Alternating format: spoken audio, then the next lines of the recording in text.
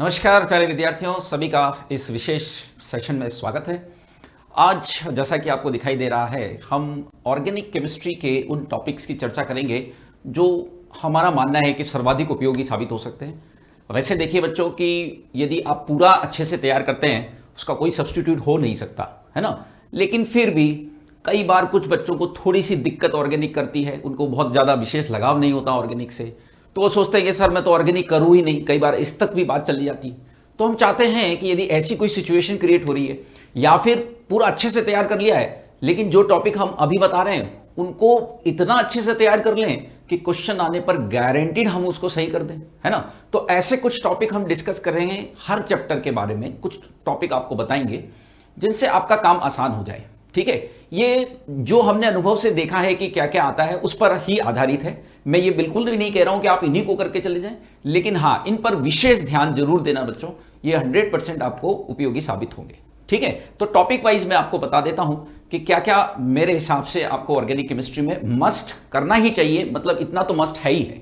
तो देखिए बच्चों, सबसे पहले हमने जीओसी 1 की बात की है। बहुत बातें होती है जीओसी के बारे में ऑर्गेनिक केमिस्ट्री के दौरान, और बच्चे बहुत ज्यादा समय भी कई बार इन्वॉल्व कर देते हैं जीओसी के अंदर। 2 महीना 3 महीना उतने की जरूरत नहीं होती है। थोड़ा सा यदि हम देखें, इन टॉपिक पर ध्यान दे तो हमारा काम हो जाएगा। जैसे हमने लिखा है, सबसे पहले आईयूपीएसी नोमेनक्लेचर पर कभी कभी एक क्वेश्चन बन जाता है, तो वो अक्सर पॉलीफंक्शनल वालों पर बनेगा। और एक मैंने लिखा है डबल और ट्रिपल बॉन्ड, यानी एक साइड डबल लग रहा होगा, दूसरी साइड ट्रिपल बॉन्ड लग रहा होगा, कहां से नंबरिंग स्टार्ट करनी है। देखिए यहां हम इन सबको एक्सप्लेन नहीं कर रहे फिलहाल, केवल मैं वो टॉपिक बता रहा हूं। सारे के सारे टॉपिक, लगभग 90% टॉपिक आपके सीधे सीधे एनसीईआरटी के हैं, तो आपको सारे के सारे टॉपिक मिल जाएंगे। मोर देन 90% मान लीजिए ये एनसीईआरटी में अवेलेबल है ना। तो यहां से आप तैयार कर लीजिएगा इनको, क्योंकि अब एक्सप्लेनेशन तो एक एक का पॉसिबल नहीं है। मैं केवल आप इस सेशन में सिर्फ टॉपिक बता रहा हूं आपको, ठीक है बेटा।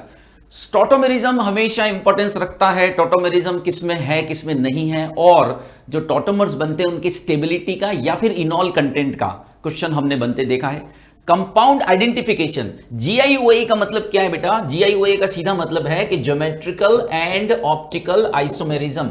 आपका जो क्वेश्चन आता है ना, वो अक्सर यही आता है कि इनमें से किसके अंदर ज्योमेट्रिकल है और किसमें ऑप्टिकल है, कौन ऑप्टिकली एक्टिव है। ऐसा क्वेश्चन हमने पूछते देखा है। तो उसकी कंडीशंस जो भी होती है उनको अप्लाई करके पता लगाया जा सकता है। ये बेटा इसमें एस्टिमेशन है, ये ध्यान रखिएगा। ये कहां मिलेगा हमको सर? तो ये 11th में ऑर्गेनिक के फर्स्ट चैप्टर में मिलेगा।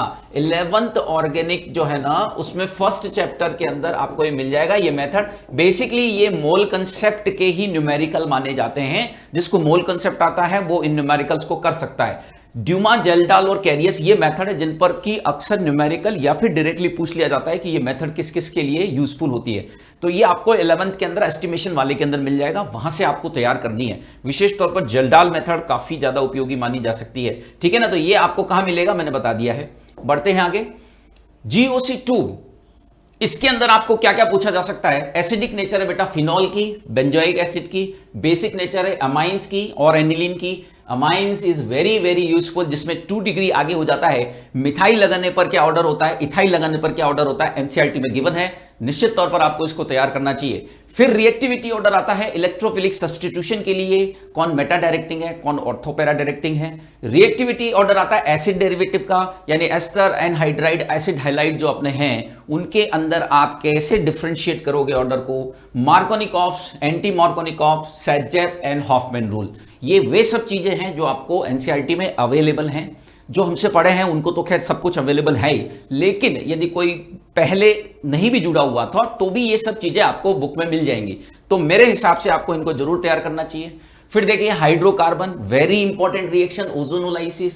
ओजोनोलाइसिस का डायरेक्टली और इनडायरेक्टली क्वेश्चन बनता ही बनता है, क्योंकि वो आगे एल्डिहाइड कीटोन बना करके रिएक्शन करवा सकता है। वुड्स रिएक्शन है, आप इसको एल्काइल हैलाइड की रिएक्शन भी मान सकते हो, आप इसको एल्काइल हैलाइड में भी लिख सकते हो, और फिर एल्केन बनाने की मेथड में भी लिख सकते हो। एल्कीन की ये है बेटा हाइड्रोबोरेशन ऑक्सीडेशन, ठीक है। ये जो रिएक्शन मैं बता रहा हूं बहुत ही सिलेक्टिव मैंने पहले से लिया है, इसमें और कमी की कोई गुंजाइश नहीं है बच्चों। बहुत सेलेक्टिव रिएक्शंस मैंने आपको दी है ताकि इतने में आपको कुछ न कुछ बेनिफिट हो जाए।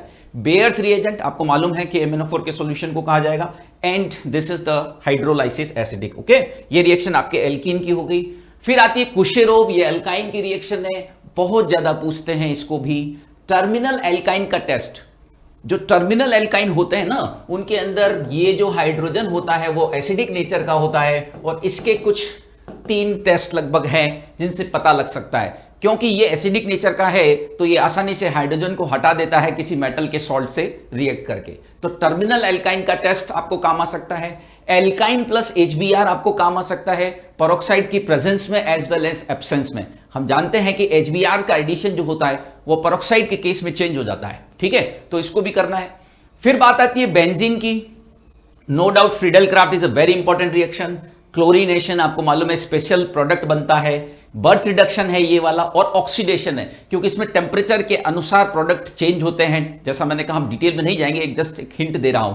टेम्परेचर के अनुसार ऑक्सीडेशन में प्रोडक्ट चेंज हो जाते हैं। तो ये कुछ बेंजीन की रिएक्शन है, बहुत ही सेलेक्टिव रिएक्शंस है। इस वीडियो के बाद जो आपको पीडीएफ मिलेगा उस पीडीएफ से आप इनको लिख लेना, और एटलीस्ट सबसे पहले ऑर्गेनिक में आप इनको तैयार करना, फिर बाद में ऑब्वियस सी बात है पूरा करना है, लेकिन इन पर ज्यादा जोर देना है, ऐसा मैं बार बार कह रहा हूं। केवल इतने से काम नहीं होगा, लेकिन हां कोशिश ये की है कि मैक्सिमम एडवांटेज हो जाए, ठीक है। क्रोमाइल क्लोराइड से रिएक्शन है इसकी। फिर ये ऑक्सीडेशन है, जिसमें यहां साइड चेन में आप कुछ भी जोड़ दो तो फिर वो, जिसमें हाइड्रोजन मौजूद होना चाहिए, तो वो C+H बनाता है ना, ये वाली रिएक्शन। और क्लोरीनेशन है, क्लोरीनेशन में भी अलग अलग प्रोडक्ट, 3 अलग अलग प्रोडक्ट बनते हैं, तो ये भी काफी इंपॉर्टेंस रखता है। ऑब्वियस सी बात है, यहां वही सेलेक्ट किया गया बेटा जो कि इंपॉर्टेंस रखता है, ठीक है ना, वही सेलेक्ट हमने किया है। एल्काइल एंड एराइल हैलाइड में क्या करना है सर हमको? SN1 SN2 का ऑर्डर पूछा ही जाता है, लगभग मान के चले कि इनमें से कौन SN1 ज्यादा आसानी से दिखाएगा, कौन SN2 ज्यादा दिखाई देगा, है ना, ये तो बिल्कुल राष्ट्रीय सवाल है। तो SN1 SN2 आता है। RX की 4 रिएक्शन हमने सेलेक्ट की हुई है, KCN AgCN KNO2 AgNO2। यदि आपको मालूम हो तो यहां साइनाइड आइसोसाइनाइड है ना, नाइट्राइट, इस तरह से प्रोडक्ट जो है वो बदलते जाते हैं, तो इसीलिए ये 4 रिएक्शन हमने सेलेक्ट किए हैं। ये 2 नेम रिएक्शन है, आपको मालूम होगा स्पेसिफिक कंडीशंस में हेलोजेंस के लिए काम आ रही है। फिर बात करते हैं अल्कोहल, फिनॉल और ईथर की। देखिए अल्कोहल, फिनॉल, ईथर में हमने कहा है कि ग्रिग्नॉड रिएजेंट से इसका फॉर्मेशन जरूर करना है। Distinction is very very important. Phenol का test is very very important. कुछ नेम रिएक्शन है। इस पूरे पेज पर यदि मुझसे कहा जाए कि सर सबसे इंपॉर्टेंट कौन है, तो वो ईथर प्लस HI है, क्योंकि बच्चों इसमें बहुत क्वेश्चन बनते हैं। गर्म करने पर चेंज हो जाता है ना, बेंजीन रिंग से यदि जुड़ा हुआ है तो फिर प्रोडक्ट क्या होता है, तो इस तरह के क्वेश्चन इसमें एनसीईआरटी में लगभग 1 पेज दे रखा है। और आप मान के चलो कि इस पेज से यदि कोई सबसे ज्यादा क्वेश्चन आता है तो वो ईथर प्लस HI ही होता है। वैसे यहां लिखा गया हर पॉइंट बहुत सोच समझ के लिखा गया है, सभी काम के हैं, उसमें और सिलेक्शन का तो मतलब ही नहीं है, लेकिन फिर भी मैं बता रहा हूं कि ये तो आपको ऐसे करना है कि बस ये आ ही गया, इस तरीके से आपको इसे तैयार करना चाहिए। फिर बात आती है एल्डिहाइड कीटोन। सभी को मालूम है कि एल्डिहाइड कीटोन से नेम रिएक्शन बहुत ज्यादा पूछी जाती है, विशेष तौर पर एल्डोल और कैनिजारो, ठीक है, तो वो हमने लिखी है। डिस्टिंक्शन कैसे करेंगे, अलग अलग रिएजेंट होते हैं, टॉलिन है, फैलेंगे, वो सब सारे है ना, ध्यान होगा। बेकेलाइट और मेसिटिलीन फॉर्मेशन अलग से तैयार करना है। फिर ये कुछ नेम रिएक्शन है जो आपको तैयार करनी चाहिए। ये D carboxylation of carboxylic acid भी बहुत ज्यादा आता है, पूछा जाता है कि इसमें सबसे आसानी से कौन अपना डी कार्बोक्सिलेशन हो जाएगा, यानी कि CO2 उसमें से रिलीज कर देगा। इस तरह के क्वेश्चंस यहां बन सकते हैं। तो ये आपका एल्डिहाइड कीटोन है, बहुत ज्यादा मैंने लिया ही नहीं है बच्चों, पहले ही बहुत सेलेक्टिव है। एन कंटेनिंग कंपाउंड, ये बिल्कुल स्टार है, एकदम हीरो, रिडक्शन ऑफ नाइट्रोबेंजीन, क्योंकि नाइट्रोबेंजीन का reduction acidic, basic, neutral, electrolytic medium, सब अलग अलग तरीके से अलग अलग प्रोडक्ट बनता है। ये एक्चुअली एक क्वेश्चन नहीं है, लगभग 10 क्वेश्चन है, ठीक है। फिर बेसिक में भी अलग अलग होते हैं, तो इसीलिए ये एकदम स्टार है, बहुत ज्यादा इसको पूछा जाता है। Distinction no doubt 1, 2, 3 degree is a very very popular reaction. Nitration of aniline, ये भी स्टार रिएक्शन मानी जाती है, क्योंकि वैसे एनिलीन जो NH2 होता है वो आपका कौन सा डायरेक्टिंग होता है, ऑर्थो पैरा डायरेक्टिंग होता है, लेकिन यहां पर मेटा प्रोडक्ट ऑब्टेन होने लग जाता है, इसलिए क्योंकि एनिलीनियम आयन बन जाता है। तो ये आपका डिटेल में है, मैं फिर कह रहा हूं आपको इनके अंदर के टॉपिक के लिए बिल्कुल परेशान नहीं होना है।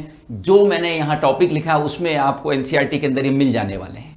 95% से मान लीजिए ज्यादा तक ये आपको एज इट इज एनसीईआरटी में मिल जाने वाले हैं, तो इसलिए कोई चिंता करने का विषय नहीं है कि सर ये कहां से मिलेगा, तो वही सेलेक्ट किए गए हैं बेटा जो इस टॉपिक के अंदर आपकी एनसीईआरटी में है, ठीक है, तो उसकी टेंशन बिल्कुल नहीं लेनी है। क्योंकि फिलहाल इस सेशन का उद्देश्य सिर्फ इतना है कि जो मोस्ट इंपॉर्टेंट टॉपिक हमें लगते हैं, जो पिछले भी 15-16 साल में हमने देखे हैं कि आते हैं, वो आपको बताना। मैं उनकी डिटेल अभी यहां नहीं बता रहा हूं क्योंकि वो पॉसिबल भी नहीं है, क्योंकि उस सेशन जो है उसका फिर मेन उद्देश्य ही खत्म हो जाएगा।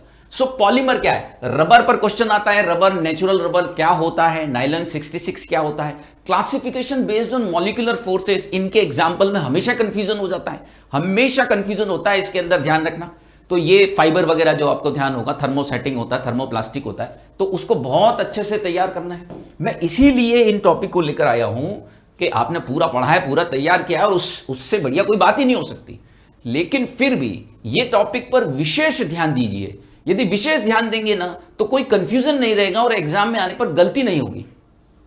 पूरा जनरलाइज वे में पढ़ के जाते हैं तो ऑब्वियस सी बात है कुछ कुछ मिक्स भी हो जाता है और कई बार हमको जो है वो कंफ्यूजन में हम गलत कर देते हैं। पर मैं चाहता हूं कि इन टॉपिक में आपको कोई कंफ्यूजन नहीं होना चाहिए कि सर आंसर क्या है। तो आप मान के चलें कि आपको 10 से 15 क्वेश्चन का बेनिफिट हो सकता है यदि इन टॉपिक को आपने अच्छे से कर लिया, क्योंकि कंफ्यूजन में बहुत सारी गलतियां हो जाती हैं। और मैं बता दूं कि एक क्वेश्चन का कंफ्यूजन सिर्फ उसको ही नहीं बल्कि आगे आने वाले 2-3 क्वेश्चन को अफेक्ट कर सकता है, क्योंकि आपका ब्रेन फिर क्या वो हैंग हो रखा होता है, वो पिछले में ही चल रहा होता है। आप सोच तो पिछले क्वेश्चन के बारे में रहते हैं लेकिन कर रहे होते हैं नेक्स्ट क्वेश्चन, तो उसका इंपैक्ट उस नेक्स्ट वाले पे भी पड़ता है। तो इसलिए जितना कंफ्यूजन होगा ना एग्जाम में, वो एक कंफ्यूज क्वेश्चन आगे के 5 क्वेश्चन को अफेक्ट कर सकता है। तो इसीलिए कंफ्यूजन सबसे कम रखना है, क्योंकि नीट में वैसे भी बहुत ज्यादा लेवल आता ही नहीं है। यदि आपका कंफ्यूजन नहीं है ना क्वेश्चन में कि ये करेक्ट है, तो आप मान के चलो कि बहुत इजीली आप सेलेक्ट हो जाओगे। बायोडिग्रेडेबल पॉलीमर हमेशा पूछते हैं कि इनमें से कौन बायोडिग्रेडेबल है कौन नहीं है, ये हमेशा एक हॉट फेवरेट क्वेश्चन होता है, ध्यान रखिएगा। फिर बात करी हमने बायोमोलिक्यूल्स की, ग्लूकोज की रिएक्शन वेरी वेरी यूजफुल दे रखी है। एनोमर क्या होता है, एपीमर क्या होता है, कौन रिड्यूसिंग है कौन नॉन रिड्यूसिंग है, again it is very important, straight forward question आता है, ये आपके बायोलॉजी से भी कॉमन है वैसे। एसेंशियल अमीनो एसिड जिसको टीवी मील पाथ्स जो शॉर्ट फॉर्म है उसे पता करते हैं, या कोई और ट्रिक से आपने किया होगा, ये ट्रिक होती है टीवी मील पाथ। और भी कोई ट्रिक आपने पढ़ी होगी, 10 एसेंशियल अमीनो एसिड होते हैं ना उनके लिए। Difference between DNA RNA, bio के स्टूडेंट को इसमें मुझे कोई लगता नहीं कि ज्यादा बताने की जरूरत है कि डीएनए आरएनए में क्या डिफरेंस होता है, ठीक है बेटा। फिर बात आती है केमिस्ट्री इन एवरीडे लाइफ। देखिए इसमें एक ही तरह का क्वेश्चन आएगा कि इनमें से कौन ट्रैंक्विलाइजर्स है यानी प्रशांतक है, कौन पीड़ाहारी है ना, कौन एंटीपायरेटिक है, कौन एंटीबायोटिक है, ऐसे करके इनमें से कौन सल्फा ड्रग है। पूरे चांसेस हैं कि एग्जाम्पल पूछे जाएंगे। या फिर इनमें से ऐसी कौन सी ड्रग है जिसका इस्तेमाल जो है वो थोड़ा दिमाग को शांत करने के लिए करते हैं, ऐसे करके कुछ क्वेश्चंस बन सकता है। तो एग्जाम्पल मस्ट हैं जो एनसीईआरटी में दे रखे हैं, वो आपको बिल्कुल तैयार करने हैं। स्ट्रक्चर नहीं करनी है और होगी भी नहीं याद, स्ट्रक्चर टफ रहता है इनका। यदि स्ट्रक्चर करनी है तो पेनिसिलिन की करना और डेटॉल की करना, इनकी स्ट्रक्चर बुक में है, आपको पूछा जा सकता है। पेनिसिलिन किस तरह का एंटीबायोटिक है, these are very very common questions, ठीक है। फिर एक इसमें रहता है पॉल्यूशन, उसमें एज सच कुछ है नहीं इंपॉर्टेंस वाली बात, बहुत बेसिक चीज है। मेरे ख्याल से आप बायोलॉजी जब करते हैं तो वो पॉल्यूशन वाला अलग से कवर हो ही जाता है, ozone depletion, green house gases है ना, तो उसमें एज सच कोई इंपॉर्टेंस वाली बात नहीं है।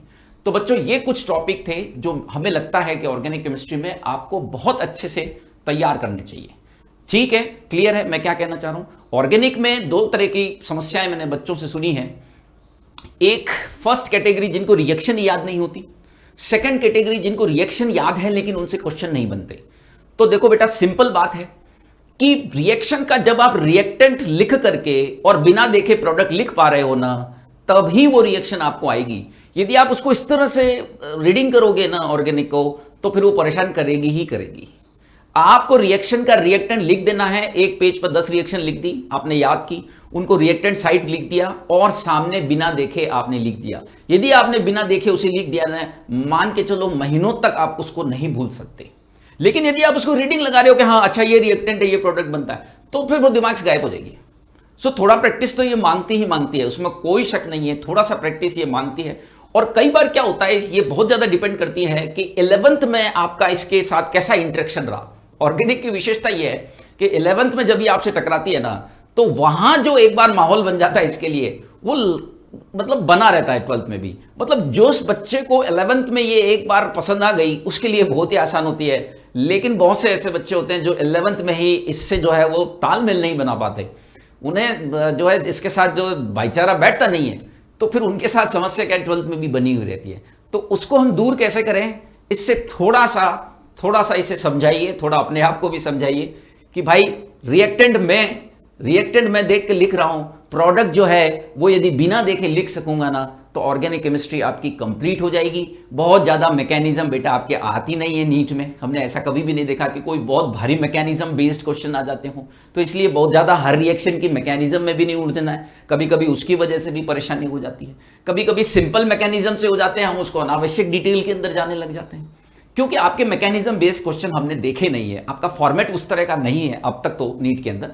कि कोई बहुत ज्यादा मैकेनिज्म बेस्ड क्वेश्चन आते हो। हाँ, जो कुछ खास है, अब जैसे एल्डोल है या फिर हेलोफॉर्म रिएक्शन है या वुड्स रिएक्शन है या कॉल्बे इलेक्ट्रोलाइसिस है, इनका तो थोड़ा देखना पड़ता है।